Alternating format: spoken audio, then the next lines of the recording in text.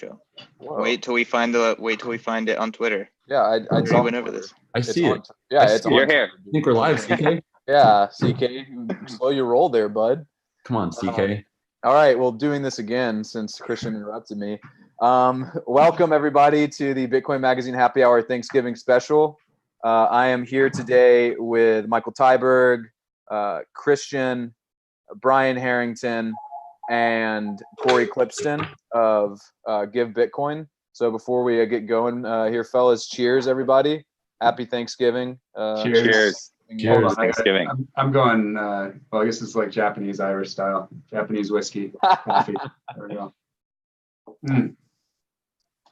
Cheers to my neighbor Jason, whose kid is half Irish, half Japanese. All right, Yes. so this is a special episode. We've got we're live streaming it for the first time, and we've also got two special guests, Brian and Corey from Give Bitcoin. Really cool platform. They just so wait, Corey, clarify. You guys are in beta now, or you just got out of beta?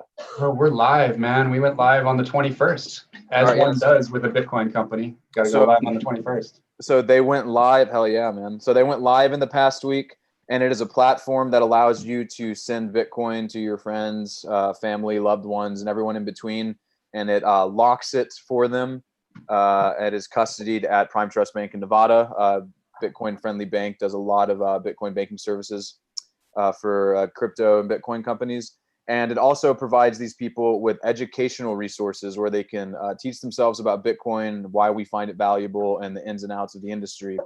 And so it's simultaneously educating and giving people Bitcoin. And so, yeah, I'll let you guys kind of take it away, give a little more background. Disclosure, they are sponsors of the podcast. We're happy to have them on. And I'm also a big fan of the platform. I just actually used it this morning to send some holiday gifts to some friends. Oh, So, nice. yep. So Corey and Brian, go ahead and take it away, guys. Well, I do a lot of this, so why don't I let Brian jump in and let's hear your elevator pitch, Brian Harrington. He's our marketing guy. You probably see him on Twitter shilling All right, us perfect. constantly. Go for it, man. Perfect. Yeah, so Give Bitcoin can just be really easily summed up in kind of both our marketing phrases. And the first one is give plus time lock plus educate equals Bitcoiner. And then secondly, just Give Bitcoin is the easiest and the safest way to give Bitcoin. And so, yeah, our really target demographic right now at the initial stages is just helping new coiners get their first taste of Bitcoin. And so everything that we've designed so far is just specifically around that, of helping Bitcoiners give new coiners their first taste of Bitcoin in just the simplest, easiest way possible. Hell Nailed yeah, it. man. That was a good marketing pitch. It's Yeah, really just good. got to keep it simple. Yeah, it's awesome. Yeah, so we got an article coming out about this either today or tomorrow in Bitcoin Magazine. Goes into a little more ins and outs and details of it and kind of the story behind Give Bitcoin. But anyway, y'all should check it out. Great platform. If you have family members or friends that you want to give Bitcoin to, I recommend something like this, because the thing that I really like about it is like they can't sell it, so you have the time lock between a year, or the minimum is 1 year, maximum 5 years, anything in between. And that's just great because, I mean, how many times have people probably like giving people Bitcoin and they either lose the private key, which actually I think when I was talking to Corey for the story that happened to him back in 2014, or they just straight up sell it, right? So really cool platform. You also check it out. And so now we're going to launch into the topic for today, which is things to be thankful for in Bitcoin. And we'll kind of bounce around from around all the people on the show today. We have all got kind of our own take on it. I'll go ahead and kick it off, and then I think we'll pass the buck to Tyberg, and then just make our rounds from there. I, for one, am thankful for the recent dip. I love having more time to accumulate and stack some more sats. Definitely probably not where we would want to be, especially in holiday season. We're going to have to go and talk to all your family members about Bitcoin, have that weird uncle ask you how that Bitcoin Ponzi scheme thing is going.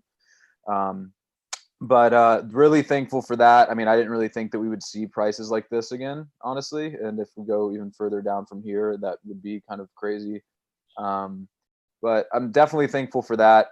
Price action's great, but with Bitcoin, we're kind of psychotic. It's like price action both ways is almost a cause for cheering and things like that. Another thing that I'm really thankful for, and Give Bitcoin is kind of a good testament to this, is the kind of not just a market consolidation, but idea and business consolidation we've seen in the bear market. I feel like we've seen a lot of really cool, innovative companies come out and a lot of solutions being delivered to Bitcoiners and to the market, and especially ones like Give Bitcoin that are trying to, solve the problem of, how do you get people into this industry? And I've always kind of had the or just like get them invested or into Bitcoin at all. And I've always had the idea that giving Bitcoin is the best way. And as Corey was saying in our phone conversation, until people have skin in the game or are nudged down the rabbit hole, they're not going to take the dive for themselves. Sometimes they need a little gentle push. So love seeing companies like Give Bitcoin. And also last one I'm really thankful for, going back to kind of expanding use cases and things like that, is the Lightning Network. We've seen a lot of growth this year, despite what the ETH heads might say about the growth of DeFi. The Lightning Network has still had some tremendous growth. Channel capacity is up 144% over the year. Number of channels open is up 140%. $6.5 million worth of Bitcoin locked in the Lightning Network. That's pretty great for something that people were saying was vaporware a few years ago, right? And you're also starting to see some really cool applications being built on it, things like SparkSwap and Zapp's Olympus, where you're taking push payments through Lightning Network and sending ACH payments to some sort of intermediary, and you're being able to buy Bitcoin on the Lightning Network with fiat. That's really cool. Can't wait to see more applications like that, because I feel like in the future you're just going to have a buy Bitcoin option on all of your wallets, and it's going to. I have to chime in and shill Fold real quick there, because they're getting people to use Lightning that don't even know they're using it.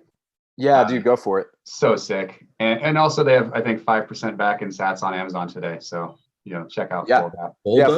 Fold's got they've got a Black Friday sale, or not sale, I should say Black Friday promotion thing. They're giving extra rewards on most of their platforms. Wow. So Amazon will give you sats back today. That's sick. That's really cool. Right. Yeah. So yeah, that's what I'm thankful for. Tyberg, what are you thankful for?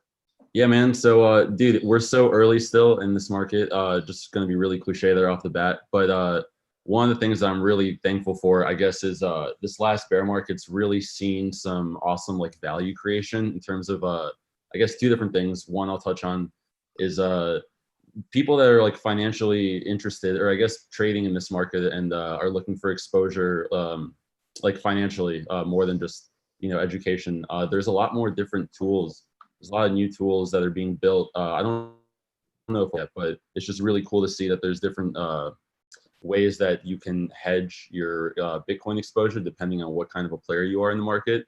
And I'm pointing really at things sort of like what Jack Mallers is building, things that are able to give people just better hedges and stuff as they're participating in this market that we're all super early in. So that's really awesome, because acknowledging how early we are is part of that, because now we have more tools to continue to grow with.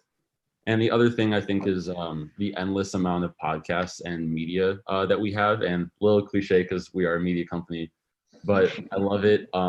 There's so many different things now that we can point people towards, but now I just feel like there's this wall of content that you can point people towards every single time, and it's they never get through all of it because there's so much. So it's kind of just a constant rabbit hole that I don't know if there's an end. So I'm thankful for that, for sure. Yeah, for sure, man. I mean, that's the thing. The rabbit hole just keeps getting deeper, and there are more tunnels in it, and it's almost a little bit too much and oversaturated. But I think it's valuable because you have just different perspectives from everywhere. I mean, you get a much different vibe from listening to a Tales from the Crypt than you do from listening a POV crypto than you do for listening to what Bitcoin did, stuff like that. Yeah, I got you, Christian. I got you that shout out. All right, so up next, Corey, what are you thankful for, brother? Man, well, you touched on it a little bit, but I'll go a little deeper. It's really these educational resources and these bright, brilliant brains. We've kind of probably 10x the number of people who are capable of really explaining Bitcoin and going deep and adding their thoughts. And you just think spring of 2018, Safe's book wasn't out. Stefan Livera's podcast didn't exist. Nobody knew who Nick Bhatia was in Bitcoin, although, he probably had some finance undergrads learning about bonds from him. Connor was just ignorant of Bitcoin and hadn't gone down the rabbit hole yet until late last year. And I was, all over the place. So, I just think it's been awesome. I think, you guys moving the company back to be completely Bitcoin focused and putting on an awesome conference was kind of like the culmination of that. And like, I just can't believe how excited people are already. I think half the people I know are already kind of living in March. We're living in the future, but it's only 4 months in the future. So I think that's pretty exciting. And then, kind of segueing into, what that has made possible for us is because all of this great thought is out there and all of these great resources are there. For Give Bitcoin, it lets us stand on the shoulders of giants, points us to the right people, lets other people, very quickly with a Google search or just like seeing who people are talking about on Twitter can understand, what our mission is and that we're not, showing something bad or Ponzi scheme or whatever. It's like the people that you trust about Bitcoin are involved in our project and, like. Yeah, and are on go ahead board with and go ahead and name some of those because you mentioned it in our conversation. I know Stefan Livera is involved and some other pretty pretty big names. Yeah, we went hard after the educators because we wanted to be able to interview them endlessly whenever we wanted to feed into the guide to Bitcoin. That is, essentially what's going to red pill all these new coiners. So, part owners of the company include Safedine, Emus, Stefan Livera, Jan Pritzker, Michael Karras, the Bitcoin rabbi. Lots of other interesting perspectives like Ragnar from Guns and Bitcoin. Some more kind of finance oriented people that think about this from sort of like a traditional finance perspective. So people like Tom Lee from Fundstrat, who's on CNBC all the time, and Meltem Demirors from CoinShares, former DCG. Matt Odell, obviously, Tales from the Crypt is going to be instrumental in some of the chapters in the second half of the guide, which we go into, privacy and importance of self-sovereignty and things like that. So we're just thrilled to have these people involved and that they were, that we could find them and that we could, essentially, put together something much better together than we ever would have been able to put together by ourselves. So I am super thankful for that. Hell yeah, brother. All right, Brian, what are you thankful for? Can you guys see my sign or is it too small? Hashtag give the dip. I can see that. Yeah.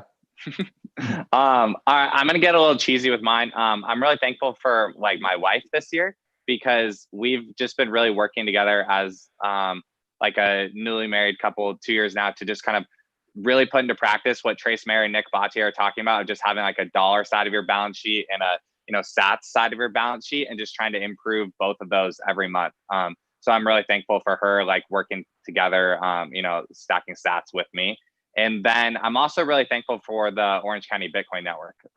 Like I didn't know any of those guys, like Steven or Ragnar or Bentley or Andrew from Alto. Like I didn't know any of those guys before this year. And so I'm really thankful to like have found them and be able to hang out with them locally. And that even like, honestly, like that really helped me get introduced to Corey and like the Give Bitcoin team also. And so, I mean, really like literally the only reason why I'm sitting right here is because of like those guys. So yeah, I'm thankful for the Orange County Bitcoin Network. Hell yeah, man. I mean, it's California, especially Orange County. Like when Christian and I were at the Bitcoin Is event, we noticed just how strong that presence is. Also, for those who think that Ragnarly is like super toxic, the dude's really nice. He awesome. He really likes cats. He talks to my wife a lot about it. Yeah, I might not have been supposed to share that about him, but yeah. Oh wow, that's interesting. That's awesome. He really likes cats with guns, though. I told him I want to get I want a cats and Bitcoin hat come out, and I'll buy that. Just imagining like a tabby cat holding like an AK-47. All right, CK, what are you thankful for, man? All right, so some of these things kind of echo what you guys have been talking about, but I'm going to be a little bit more specific. Number one is the development of on-ramps into Bitcoin. I think that this is something that became a massive barrier in 2017 when there was a maximum amount of FOMO. And I think that in 2021 or whenever the next round of FOMO is, it is going to be significantly better. Like now you can download a non-custodial app and then hit buy Bitcoin with your Apple Pay, no KYC process at all, and get up to $250 worth of Bitcoin. Like that kind of stuff did not exist at all. And then if you do want to do KYC and buy bigger amounts of Bitcoin, there's more than just Coinbase and Gemini. Like there's like 50 in the United States and even more around the globe. There's companies like Simplex that are just like making plug and play APIs where you can just buy, enable buying Bitcoin with credit cards and stuff like that. I don't think that people fully comprehend how much better Bitcoin has gotten from a fiat to Bitcoin on-ramp perspective. And I'm really excited for what that looks like as we start going up the S-curve. The other aspect is nonstop media coverage. So this is not crypto media. Crypto media, like all these guys already talked about, is on fire. This is traditional media. Nothing gets more clicks than Bitcoin. If you tweet about something in your traditional finance guy, and you tweet something about Bitcoin, it's going to get 10x as much engagement as anything else that you do.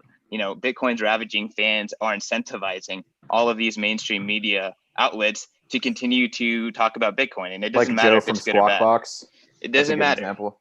Yeah, or Joe Weisenthal too. Like he's kind of a skeptic, and he's even a little bit in the community, but the dude has 100,000 followers and is on Bloomberg every day. So Yeah. like these guys are talking about Bitcoin all the time. Bitcoin's insane mind share is just undeniable. And then lastly, BTC Pay Server, one of the best open source projects in the space. They just released the ability to have UTXO selection and be able to manage your hardware wallets directly from BTC Pay. They're making it super easy to run your own server, run your own Bitcoin node, Lightning node. It's just an incredible stack on top of Bitcoin. And again, I think it's super underrated, and seeing that evolve, having Square invest in it, all that good stuff. It's so much to be thankful for. Yeah, dude, BTC Pay Server is like the open source unicorn. I mean, like Bitcoin is the open source unicorn, but like it's really fun to see things building on its stack like that. I've always been a big fan of the development team there. They've done some really, really great work with fundraising for like when Hodl Lanat was getting sued by Craig S. Wright, and also they did one for Tor. I wouldn't mind seeing one for Bitcoin Venezuela. Those guys are trying to build mesh networks right now, so that would be super fucking cool. That's another thing I'm thankful for, man. People are talking about mesh networks a lot, and I always love it because when like perma bears like David Gerard say like, well, what happens when your internet goes bust? It's like, well, if we have mesh networks, then that problem is mitigated. But also, I think that's a stupid argument. Like, if the internet goes bust, then you're fucked for everything, bud. Like, you think you're going to be able to access your online bank account if you can't fucking connect to like your ISP? But no, those are all really good ones. Another one that I really like, the on-ramps one, Christian, because going back to what I was saying about things like Zaps, Olympus, or SparkSwap, I think that's going to be huge for getting people on board on the Lightning. Like, if we can give them a way where they can just buy LBTC without having to go through the hoops of buying Bitcoin on an exchange and then having to, deposit it into a wallet, or even like, because no one's going to run their, and not everyone's going to run a full node to run their to run Lightning or set up channels. But if you could have a lightweight client where you could just buy Lightning Bitcoin on the app instantaneously with a bank deposit, that's going to be huge. Especially if we want more people to start using Lightning, which obviously needs to happen to improve many features like liquidity and routing and stuff. I think that changes the game for spend and replace too. Like, spend and replace is starting to make a ton of sense in my head right now, because just with, I mean, all the places that you can spend Lightning at, but being able to go just straight from Lightning or straight from fiat to Lightning, spend it, that's the same as using your debit card. Yeah, dude, exactly. And that's one thing that I don't have it out with people, but I've done a few article series where I've like went to Europe and to San Francisco to just use Bitcoin. And people always look at me like I'm a fucking idiot. They're like, why would you spend your sats? And I always just say, it's like, well, I'm just going to spend and replace, man. And they say, well, the taxation burden, which is a fair argument. But yeah, I think something, especially for something like the Lightning Network, right, where that's basically its purpose, is like being able to spend Bitcoin seamlessly. And if we can have something like you said, where you can just click a button, it's like, oh, you just spent, $10? Well, just click this button and you can just immediately replace it. Or if there was like an automated service where every time you spent you just bought more. Yeah, well, and there's a credible case for on the whole tax front that like there was no capital appreciation because you just fiat right into Lightning and spent the Lightning, within the same right. few minutes. So there's you can make an argument that there was no appreciation. Speaking of taxation stuff, what do y'all think about the whole? I wouldn't know if you call it a meme, but the idea that people were circulating where it's like, since Bitcoin is dropping right now, it'd be good to sell and then rebuy and just claim a loss on your 2019 tax returns. Have y'all heard about this? Yeah, I saw that a little bit. I saw it in a couple forums. I saw Tur give the idea that he said he hadn't heard before until like recently, like a couple days ago, but the idea that Bitcoin is being sold at like really large amounts right now so that people can invest for the fiscal year and then like rebuy later, but like as a market. I thought that was pretty interesting. But either way, I think it's a little silly to time it or anything. Just because, what are you shaking your head at, Christian? He thinks it's stupid, I guess. I'm agreeing that it's stupid. Oh yeah, it's silly. It's silly. But I also think it's silly for the main reason that I don't think you're allowed to buy it back within, I think, 60 days or something. Because one of our coworkers actually did this legally. And you're not allowed to buy it back within a certain period. Otherwise, that's called wash trading, if I'm not mistaken. It has to come to rest, as they say. Oh, interesting. I did not know that. Okay, so yeah, so not only would you have to wait for the new fiscal year, like if you sold, you'd have to wait for 2020 anyway to not have to report any gains or anything on your taxes, but you'd also have to wait 60 days anyway. So it's not even really a real strat. I mean, it is a strat, but like you're gambling, right? So, yeah, like, I mean, last I checked, it's been like a few weeks since it pumped like 42% in a day. Like, it's a silly risk. So only if you're sophisticated enough to basically like do the math and pay the toll to still have exposure to the upside with call options. Would you do something like that? And if that is all gobbledygook to you and you don't actually know how to do that completely safely, like don't. Well, yeah, your average retail investor is not going to know how to do that, and they're also not going to have like access to basically accredited tool. Like no one is going to be. These aren't the people who would be doing this. Aren't your people who are trading on LedgerX or Bakkt, right? So unless you've already been on Deribit for like the last year and you know the ins and outs of stop hunting on BitMEX, then like don't bother. Yeah, for sure. Also, who's down right now? Like we were at 3,000 like 6 months ago. I'm way up. Yeah. I mean, I'm down on the Bitcoin that I bought before it tanked from like 8K to this. So you gotta stack sats, man. Don't even play around with this garbage. Stack sats or give Bitcoin. Like, the safest thing to do is just accumulate right now. Yeah, for sure. Quick shill. You can also stack through Give Bitcoin, and you can set up dollar cost average. We already have people doing repeat purchase through Give Bitcoin, and you can throw hashtag proof of hodl on Twitter. It's still so proof hodler. If you're doing that, it's still subject to the lockup, right? Which I guess I guess it doesn't really matter though, right? Like, like you said, you guys have all the legal paperwork and stuff, and it's like it's. I mean, my point here being, it's like, does it really matter if it's being custodied at Prime Trust or if I have it in my own hardware wallet? I mean, some people would excoriate me for that, but like, I'm trusting Give Bitcoin. I don't think y'all are going to screw me over. Like we're here. People know where we are. But, yeah, exactly. I think it's not necessary. I mean, trust me, we are fully aligned with self-sovereignty and ownership of private keys and all of these things. So, we will actually have.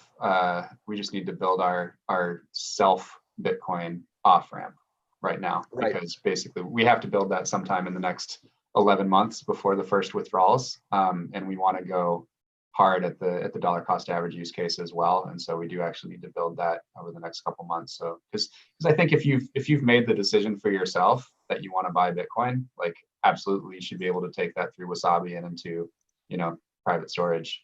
We're not going to try to hold on to your coins. We don't make any money from that. This buying option is subject to the same fees as if you're giving. Yeah, okay. That's so right. There's another cool thing about Give Bitcoin is the fees are very modest. It's 2% on anything over 100 and $2 on anything under 100. Yeah, it's just 2% with a $2 minimum. I think we're going to reduce that for self-purchase, because by definition, if you've made the decision to stack sats for yourself, like it seems like we should just be competitive with whoever else is out there. So I think we're just going to reduce those fees down to like 1% or something. Well, if you think about it, well, that would be more that would definitely be more competitive because I think like Cash App, it's like what? It's like 1.8% or something. Yeah, they're at 1.75 and we're at Okay. 2. So I think we'll probably just drop it down to 1. Yeah, and then I mean, you don't have to worry about being competitive like Coinbase though, because they've got like retarded fees. It's like what, You 6? need to jack your fees up really high to be. Yeah, bro, do 10%. Yeah, I mean they charge. I think it's like I saw a tweet that compared it to Cash App yesterday. It was like 6 point something percent if you're buying under like 1,000 or 5,000. It's like a small amount. They kind of steal you or screw you on it. Yeah, dude, that's why no one's using Coinbase anymore. I mean, like Brian Armstrong fumbled on the 1 fucking yard line, dude. Like they were positioned to be dominant, and they just fucked it up, man. I don't know if they fucked it up, but I do see where you're coming from. I mean, they didn't really fuck it up, but you know what I mean? Like they could have been. They could have been so much more. They're just like, but they're just like an altcoin casino now. Also, they just list all of Barry Silbert's bags. They also custody like. Yeah, it's true. What Bitcoin? It's a lot. I should ask Max or someone, but they do a lot of custody.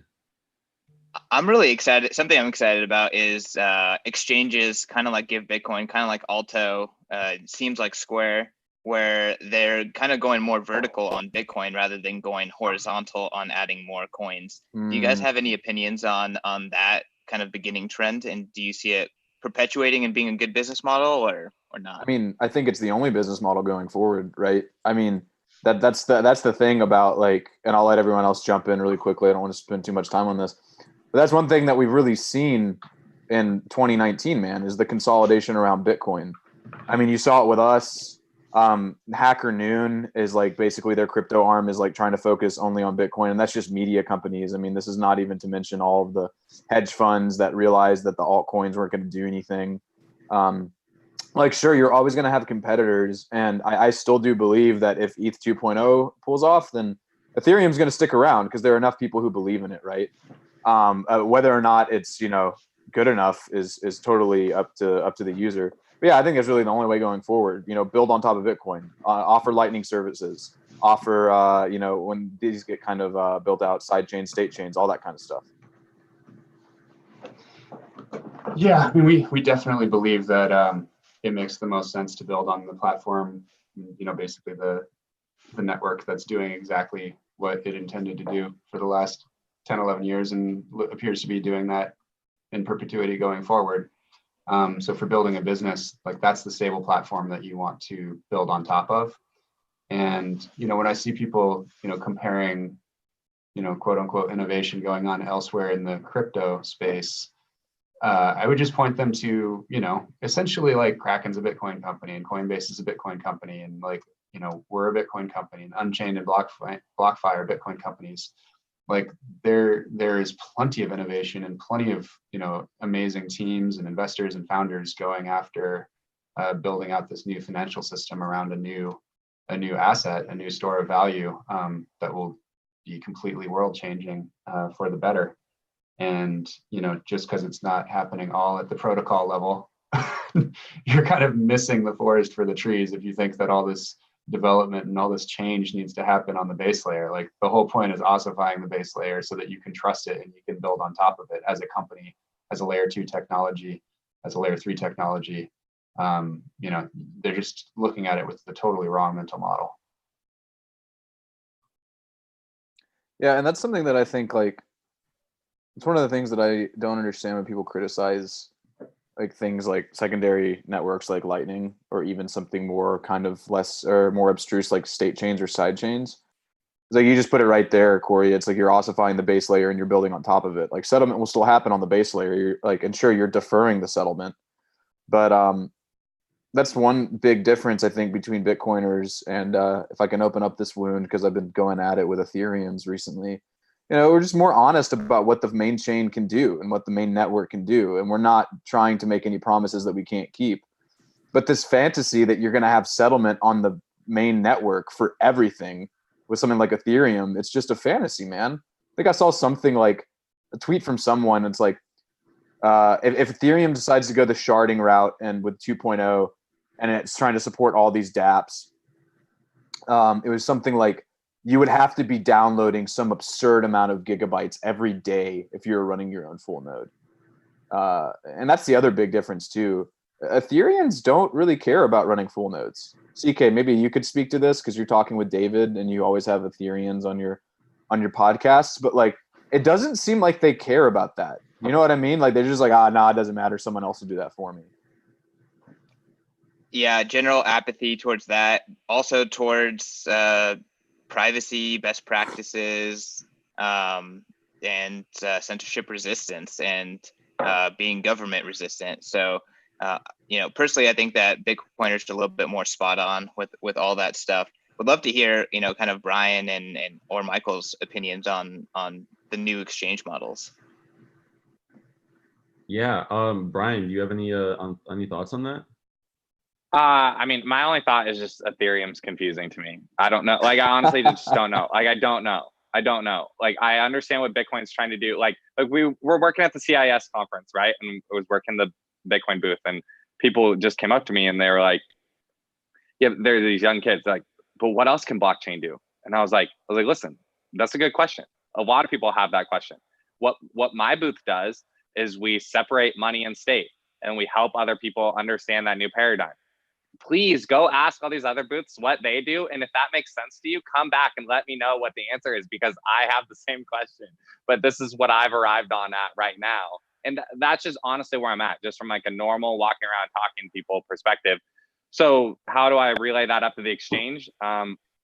Just that, I don't know, like there's two sides of the balance sheet, dollars and sats. Like, so just help people understand that. That's really all I know.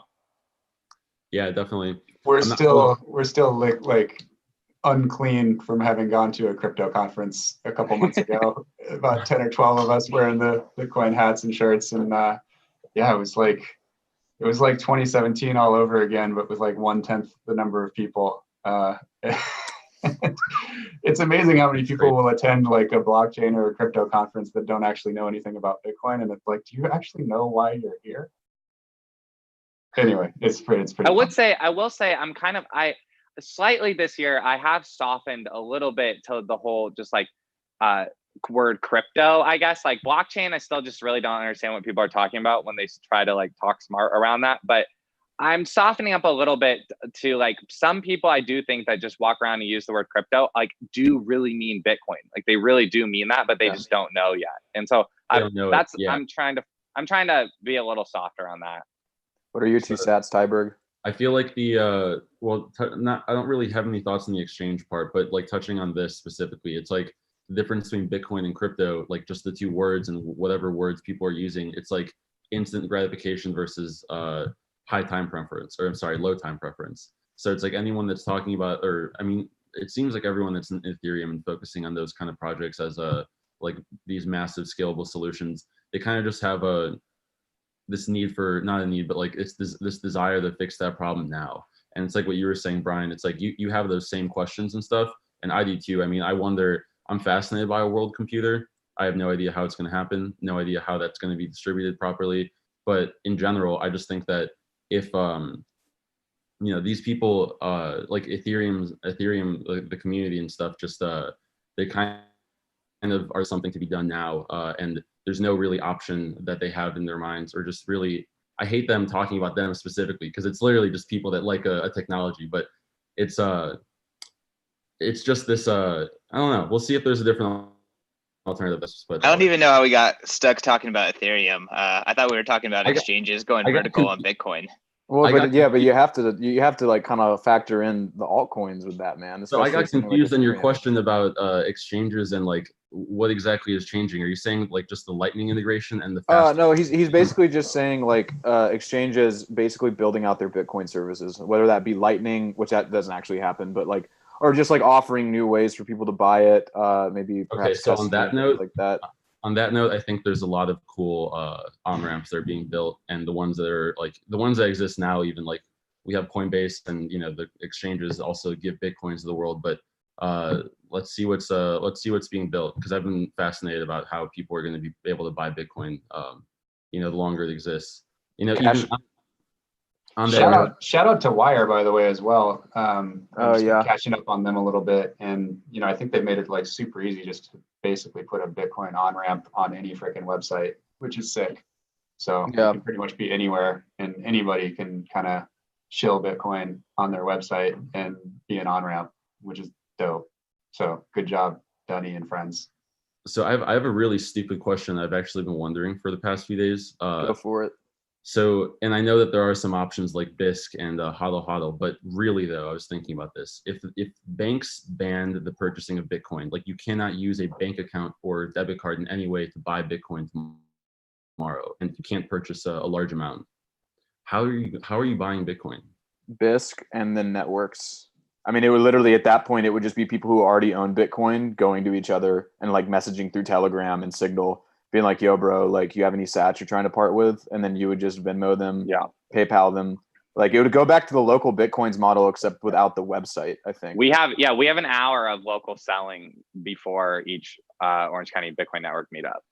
Wow. Oh, that's sick. Location I love that. undisclosed. Yeah. I love that.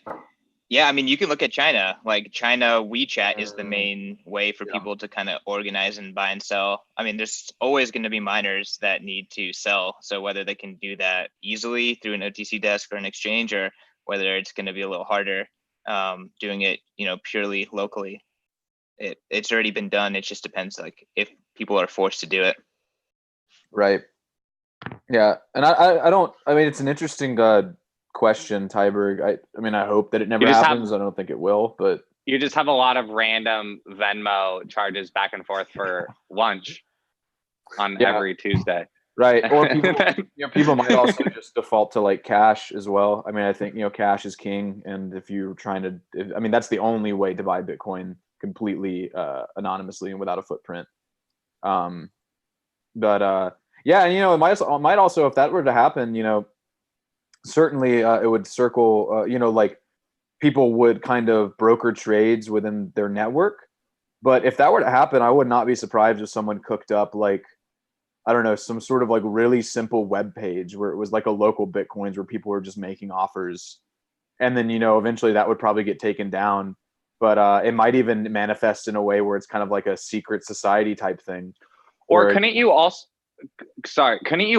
like couldn't you use Tor or something to, this would be a roundabout way, but I think you just described Bisq anyway, didn't you? Sort of, except with the web page. Yeah. Well, that Bisq kind of fits into the Tor model that I think Brian's getting at, because when you what I was thinking was, what if you just transferred your US dollars into a foreign currency and then used Tor to access like a fee, you know what I mean? A digital on-ramp in a different kind of currency. Yeah, but I guess how do you you know what I mean? Like how would you, like what services could you use? Like for instance, we can't use HODL HODL because we're not European citizens. And so even if I were running a VPN in Tor, how would I transfer my dollars into euros than to use HODL HODL? Because there's got to already be online solutions to transfer dollars to euros, aren't there? Like there's 4x websites that'll let me go from dollars to euros digitally, right? And then I use a VPN to go to the European version of Coinbase. That's actually pretty smart. That could work. I don't know how easy it is to get a European bank account, so I think that's like really the crux. I watched this YouTube channel. Shout out to this YouTube channel called Nomad Capitalist, and it's about this expat guy from Ohio that just like lives abroad. And, like he owns like multiple passports, and he like runs through. He's a consultant for this kind of stuff. Like he runs through all this stuff. It's Nomad Capitalist on YouTube. Interesting. All right. Yeah.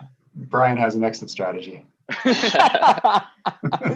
Brian preparing for that U.S. government crackdown. Hey, can I chime in with one more thing that I'm like thankful for that I think would be a sick topic for a few minutes? We're so early in the explosion of ways to earn sats, but it's coming so fast. Yeah. There's so many people launching sats back. We're getting hit up by like sats back rewards programs that want to just give away our education to their users, which we're obviously going to do because then we're emailing a few 100,000 people and didn't have to pay anything to acquire that list. I think that's sick. I saw supposedly Balloon Blast, not Balloon Blast, they call it Bitcoin Blast, but it's like just to connect the 4 balloons and they have little bees on it. And you earn sats for each level that you complete, but then they force you to watch a video ad, but who cares? I guess it had like 500,000 downloads in the last month since they launched. Interesting. Which is awesome. And then what was the story like last week? I saw tweeted out that there's a bunch of Venezuelans playing video games and, mining e-gold and World of Warcraft or whatever. And they're making, on average, like 40 USD per month. And the minimum wage there is the equivalent of $7.50. So you can make 5x the minimum wage in Venezuela playing video games right now, payable in sats, which is right now there's a really robust market to be able to sell Bitcoin for dollars in Venezuela. So no, you're not going to go, and it's not Bitcoin circular economy, but you can very quickly exchange those for dollars, and dollars are being used in Venezuela. So learn to play some video games and mine that gold if you're in Venezuela and get paid in sats, evidently. That's awesome. Yeah, sat earning program is definitely a big deal. One of the things that I would also like to see to encourage more of a circular economy are things like Stackwork. So it's like a freelancing website where you can get paid in Bitcoin.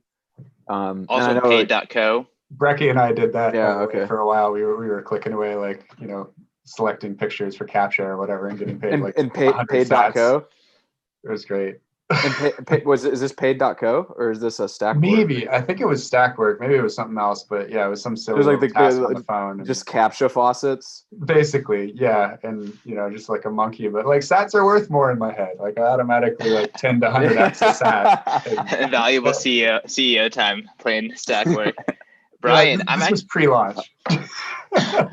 Brian, I'm actually kind of curious. I'm super interested about about talking to your wife about kind of having that like sats and USD aspect to your personal family balance sheet. Like, what's that conversation like, and how do other people also have that conversation?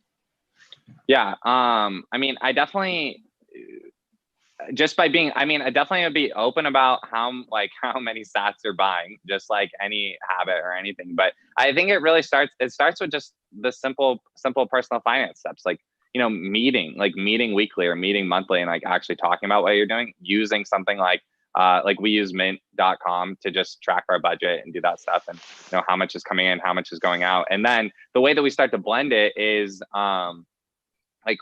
you list the Bitcoin as an asset on the balance sheet inside Mint. So it's like a thing that you're thinking about. And then the other way is like when we, I got her to download Sats app. And so whenever we use Pay or Lolly or any of these other things, like I go ahead and we withdraw it to hers so that like it's physically on her phone. So it's something that's, reminding her about it. And I'm really excited to get my Casa Node 2 because I'm going to hook my sats up to the Node 2. We're going to hook hers up to the Node 1, and then we'll both be running on it, and we'll both be heart beating every day. And that's so explain the heartbeat thing for people who might not know what that is.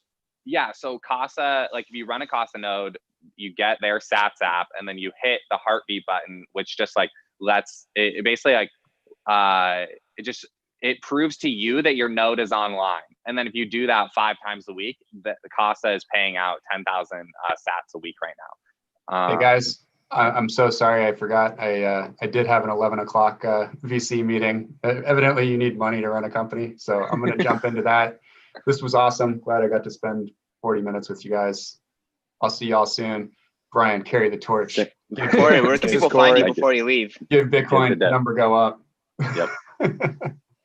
What's that, Corey, CK? Where can people find you before you leave? Oh, givebitcoin.io. Just check it out. The last thing I'll just pitch is we're launching referrals. You guys hopefully will talk about happyhour.givebitcoin.io a little bit, but we're sharing, we're building it out right now on the back end, but we're already tracking it and logging it. So if you have a ref code through us, hit up Brian for that.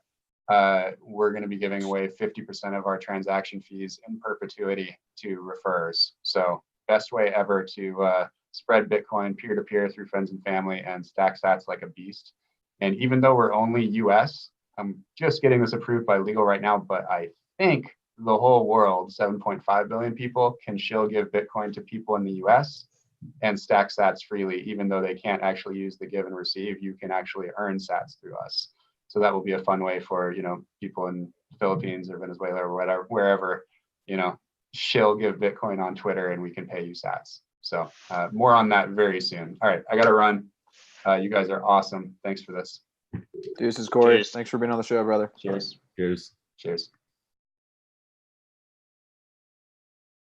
Yeah, and on that note, I think we're kind of getting to the end of the time. Colin, anything else you want to talk about? No, we kind of departed from the topic, but I kind of wanted to, I don't know, maybe it's just because I've been arguing with David recently, but I'm really interested in why people are, why they gravitate towards Bitcoin over Ethereum or vice versa. Because there's a very clear ideological, and you were kind of you're kind of like hinting at it or kind of poking at it, Christian, in one of your responses a while back. The idea, like, they don't care about privacy, they don't care about self-sovereignty as much.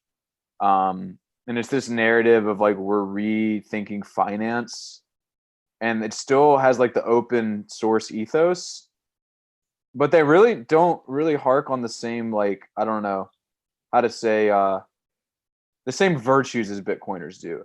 And I'm really fascinated by that, because I think it really does come down to like a virtue thing, or what you like, why are you buying into this, why you're buying into an alternative like Bitcoin or Ether. I don't know.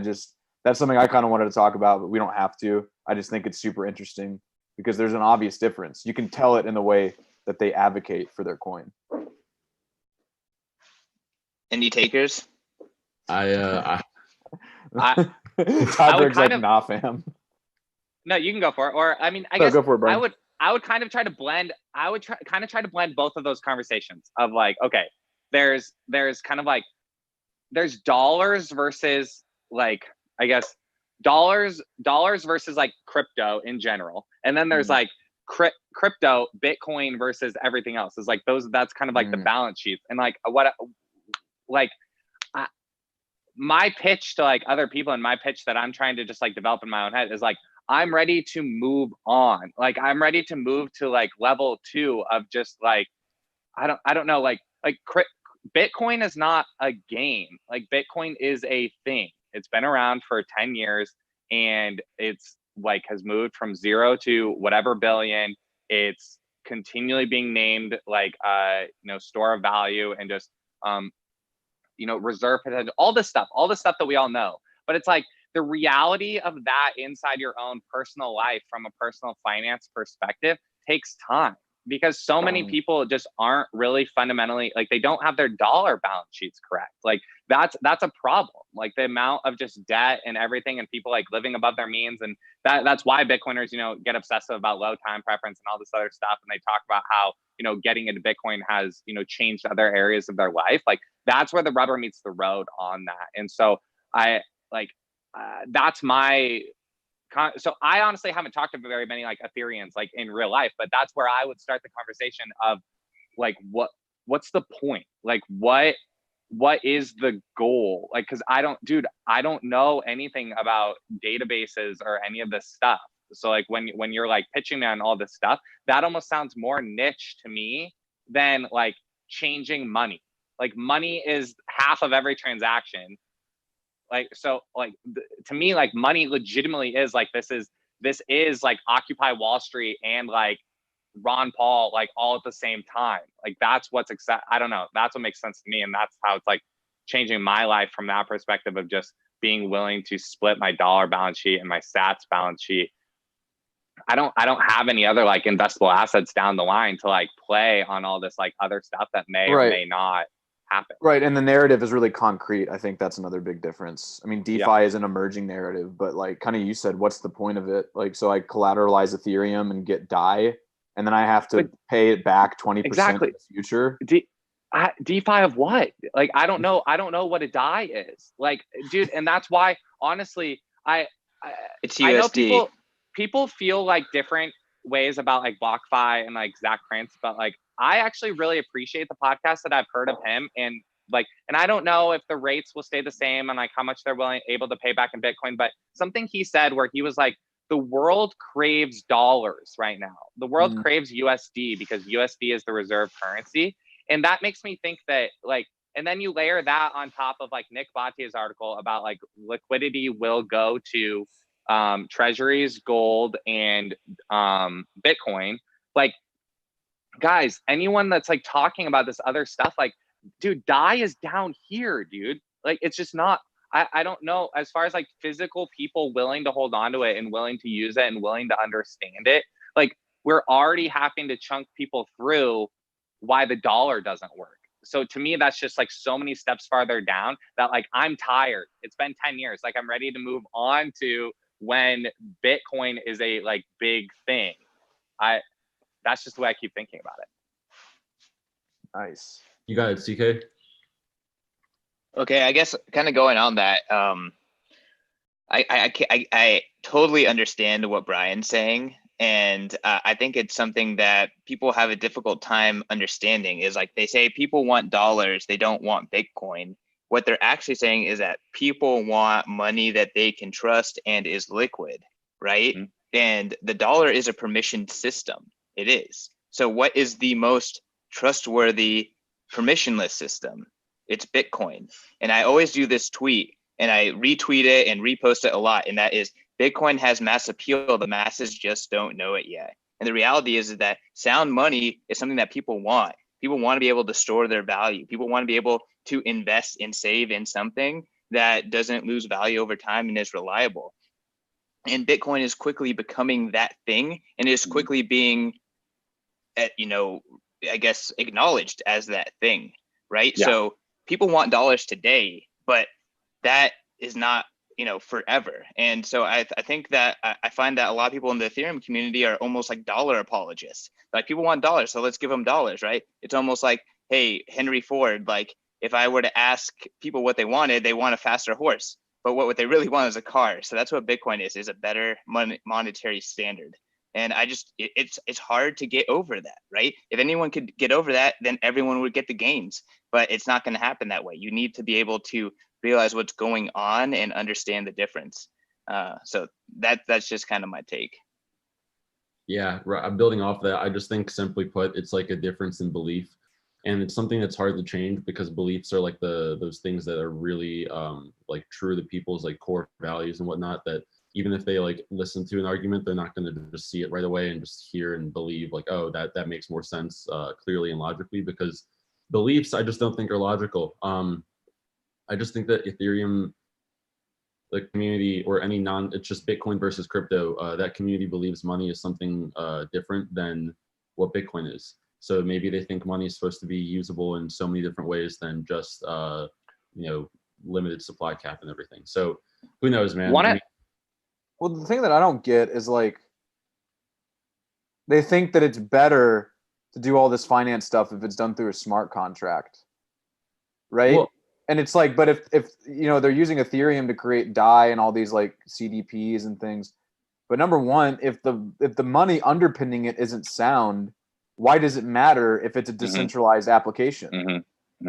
Exactly. You know, one of who I appreciate about this actually a lot is Balaji. And like, I know people give him a hard time for different reasons or whatever, think that whatever, like when he tweets about Bitcoin, like he'll tweet about all this, like pie in the sky, pie in the sky, pie in the sky. Bitcoin is the reserve asset. Pie in the sky, pie in the sky, Bitcoin is the reserve asset. And I'm like, that's the line. Like for me, that's the line. I'm just like, look, I'm down for whatever brainstorm about the future like you want to talk about. Like, let's talk about it. Let's brainstorm and like get cosmic and like whatever. Is Bitcoin the reserve asset? Oh, you agree? Oh, okay, great. Like that's it. Then we can have that conversation. Like, yeah, then we can talk about Then we can talk about whatever you want to talk about. I'm down. Like here's the reality is that the majority of ETH heads actually stack sats and or already have a massive holding in Bitcoin. So look at what they do, not what they say. I think there's a perfect example. What is that true though? Because David doesn't hold that much Bitcoin, right? There are a few extremes, but if you look across the majority, like across the board, the majority of people actually have Bitcoin. Bro, I hope he's been stacking during this dip. Like, I like David. David's a good guy, and I feel like we'd get along if we met in real life. But yeah, let's wrap this up. Let's wrap this up. This is a great show. All right, yeah. So I guess that about does it. Before we go, y'all, Bitcoin is up 5% right now. We just made a fucking leap, boys. Happy Thanksgiving. Yeah, happy Thanksgiving. I'm a little sad. Hopefully it goes back down. I think Michael just tweeted out like what's stopping it from going to what was your tweet, Michael? Doesn't look like there's anything getting in the way of 8,500 Bitcoin. I hope you're right, and I also hope you're wrong because I need to make some more holiday purchases. But on that note, Great show, guys. Brian, thanks for joining us, brother. This was great. Yeah. Thanks for building a great product with Give Bitcoin. Really look forward to seeing how that platform evolves. And to all of our viewers, happy holidays, happy Thanksgiving. Thanks for joining us, and we'll see y'all next week. Thanks, guys. Yo, Shill Tyberg. Oh Say yeah, me? yeah. What do Where can we find all you guys? Brian. Yeah. So and then give me the signal and I'll turn off the stream. My name is Brain Harrington on Twitter. Give Bitcoin is give_Bitcoin on Twitter. Main URL, we're live as givebitcoin.io. Really appreciate you guys today. Yeah, and I tagged Corey and Brian in our latest tweet, so you should be able to find them there. Yeah. What about you, Tyberg? I'm on Twitter. I'm sometimes on Bitcoin Magazine's Twitter, but it's just my last name, Tyberg, Taiberg. And you? What about you, Christian? Yeah, you guys can find me at CK_Snarks. You can listen to my ramblings at POV CryptoPod. Super stoked to be repping Give Bitcoin. Seriously, best place to be gifting Bitcoin to your friends and family. Super easy, and super safe. They're gonna get education. I'm a fan. Go to their link, happyhour.givebitcoin.io. Yeah. Happyhour.givebitcoin.io. Also, give Bitcoin. Like I said, use it this morning. The interface is super clean. Took 5 minutes, if even. Sweet. And on that note, deuces.